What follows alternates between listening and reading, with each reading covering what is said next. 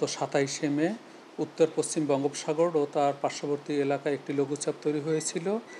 গতকাল 28শে মে সেটি সুস্পষ্ট লঘুচাপে পরিণত হয় এবং আজকে সকাল 9টায় এটি নিম্নচাপে পরিণত হয় এবং এটি আরও শক্তিমাত্রা অর্জন করে গভীর নিম্নচাপে পরিণত হয়েছে এবং এটি এই গভীর নিম্নচাপ আকারই ভারতের পশ্চিমবঙ্গ এবং বাংলাদেশের দক্ষিণ পশ্চিমাঞ্চল দিয়ে উপকূল অতিক্রম করতে পারে বিকেল নাগাদের মধ্যেই। এর প্রভাবে সারা বাংলাদেশেই থেমে থেমে বৃষ্টি হচ্ছে। বিশেষ করে রংপুর, রাজশাহী, খুলনা, বরিশাল, ঢাকা, চট্টগ্রাম, সিলেট এবং ময়মনসিংহ বিভাগের আগামী 48 ঘন্টার মধ্যে ভারী থেকে অতি ভারী বৃষ্টিপাত হতে পারে এবং এই অতি ভারী বৃষ্টিপাতের ফলে চট্টগ্রামের বান্দরবান, রাঙামাটি, খাগড়াছড়ি, কক্সবাজার এইসব এলাকার পাহাড়ি এলাকায় ভূমিধসের সম্ভাবনা রয়েছে কোথাও কোথাও। তাছাড়া চট্টগ্রাম মহানগরে অস্থায়ীভাবে জলাবদ্ধতা তৈরি হতে পারে ভারী বৃষ্টিপাতের কারণে।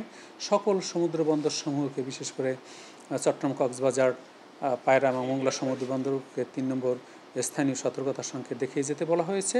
পাশাপাশি সকল মাছধরা নৌকা ও ট্রলারকে নিরাপদ আশ্রয়ে থাকতে বলা হয়েছে পরবর্তী নির্দেশ না দেওয়া পর্যন্ত।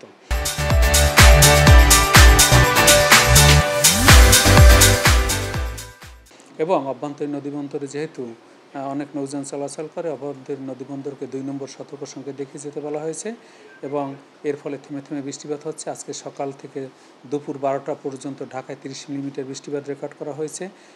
মাইজদিকোটে 89 মিলিমিটার 6 ঘন্টায় রেকর্ড করা হয়েছে। তাছাড়া সারা বাংলাদেশেই বিশেষ করে হাতিয়া, সন্দ্বীপ, চট্টগ্রাম, বরিশাল, খেপুপাড়া, নোয়াখালী, লক্ষ্মীপুর, চট্টগ্রাম, কক্সবাজার, ঢাকা সহ সমগ্র বাংলাদেশেই থেমে থেমে বৃষ্টিপাত আছে এবং এই বৃষ্টিপাত আরও 2 দিন অব্যাহত থাকতে পারে এবং 2 দিন পরে বৃষ্টিপাতের তীব্রতা কমে যেতে পারে।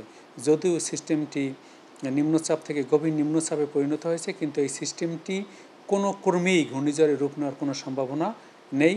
সোশ্যাল মিডিয়ায় ব্যক্তিবিশেষ অথবা সামাজিক মাধ্যমে বিভিন্ন গ্রুপ যেসব ঘূর্ণিঝড় নিয়ে যেসব বিভ্রান্তিমূলক তথ্য প্রচার করে সেটা না করা উচিত এবং আবহাওয়া অফিসের আর্লি ওয়ার্নিং সিস্টেম এবং সতর্ক বার্তা তারা যাতে মেনে চলে সেই জন্য সকলের প্রতি আমাদের অনুরোধ রইল।